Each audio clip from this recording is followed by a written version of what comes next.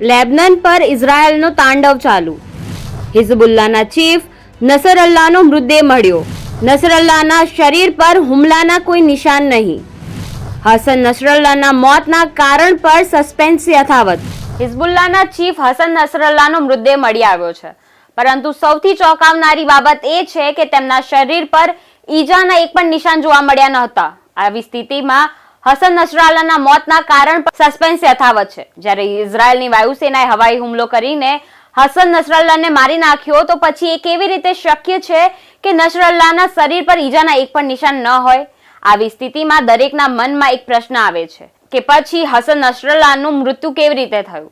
નમસ્કાર, news for ઇન્ડિયામાં આપનું સ્વાગત છે. હું હિમાની આપની સાથે. તો જોઈએ સમગ્ર ઘટના. ઇઝરાયલના હુમલામાં માર્યા ગયેલા હિઝબુલ્લાહના ચીફ હસન નસરલ્લાહનો મૃતદેહ મળી આવ્યો છે. તબીબી અને સુરક્ષા ટીમોએ હુમલાના સ્થળેથી નસરલ્લાહનો મૃતદેહ બહાર કાઢ્યો હતો. હસનના શરીર પર હુમલાના કોઈ પણ સીધા નિશાન નહોતા.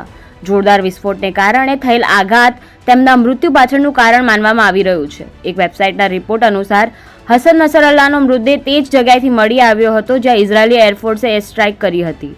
લેબનનની રાજધાની બેરૂતમાં થયેલા હુમલામાં હિઝબુલ્લાહનો અડ્ડો સંપૂર્ણ રીતે ધ્વસ્ત થઈ ગયો હતો. હુમલા બાદ તે જગ્યાને ઓળખવી પણ મુશ્કેલ બની ગઈ હતી. જોકે આશંકા છે કે પ્રચંડ બોમ્બ વિસ્ફોટના આઘાતને કારણે તેમનું મૃત્યુ થયું હતું.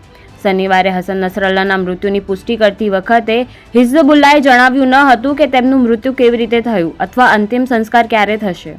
હસન નસરલ્લાહના મૃત્યુ બાદ લેબનોન શોકમાં છે. ઘરો, ઓફિસો અને બજારો તમામ બંધ છે.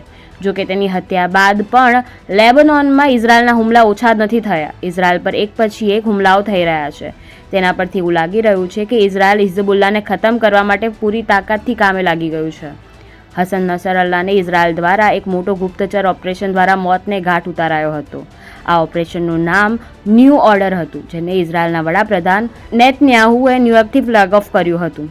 આ પછી ઇઝરાયલની વાયુસેનાના સૌથી ઘાતક ફાઇટર જેટ્સે લેબનીઝ રાજધાની બેરૂત તરફ ઉડાન ભરી અને પછી ઇઝરાયલના સૈનિકોએ એક એવું કારનામું કર્યું કે જેની શરૂઆતમાં કોઈ વિશ્વાસ ન કરી શકે.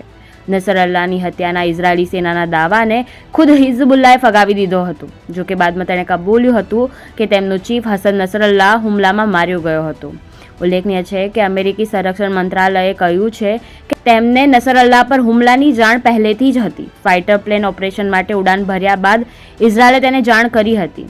જોકે ઇઝરાયલે દાવો કર્યો છે કે તેણે ઓપરેશન શરૂ કરતા પહેલા જ અમેરિકાને સંદેશો મોકલ્યો હતો. બીજી તરફ નસરલ્લાહના મૃત્યુ પછી પણ ઇઝરાયેલે લેબનનમાં હુમલા ચાલુ રાખ્યા છે. લેબનનના સ્વાસ્થ્ય મંત્રાલયે કહ્યું છે કે આ હુમલાઓમાં 33 લોકોના મોત થયા છે, જ્યારે 195થી વધુ લોકો ઇજાગ્રસ્ત પણ થયા છે. ઇઝરાયેલે નસરલ્લાહને મારવા માટે 27 સપ્ટેમ્બરે 8 ફાઇટર પ્લેન મોકલ્યા હતા. તેના દ્વારા હિઝબુલ્લાહના હેડક્વાર્ટર પર 2000 પાઉન્ડના 15 બોમ્બ ફેંકવામાં આવ્યા હતા. ઇઝરાયેલી વાયુસેનાએ બેરૂતમાં હિઝબુલ્લાહના મુખ્ય મથક પર માર્ગદર્શિત મિસાઇલો અને બંકર બસ્ટર બોમ્બથી હુમલો કર્યો હતો. રિપોર્ટ અનુસાર આ અમેરિકન બનાવટના BLU-109 બોમ્બ હતા, જેને બંકર બસ્ટર પણ કહેવામાં આવે છે. આ સ્થાન પર ભૂગર્ભમાં ઘૂસીને વિસ્ફોટ કરવામાં સક્ષમ છે. હિઝબુલ્લાહના ચીફ હસન નસરલ્લાહ અને તેમના અન્ય લડવૈયાઓ પણ આ જ હુમલામાં માર્યા ગયા હતા. આ સમગ્ર ઓપરેશન ઇન્ટેલિજન્સ ઇનપુટના આધારે હાથ ધરવામાં આવ્યું હતું, જે અંતર્ગત બેરૂતમાં હિઝબુલ્લાહના મુખ્યાલયમાં ચીફ હસન નસરલ્લાહની હાજરીના સમાચાર હતા.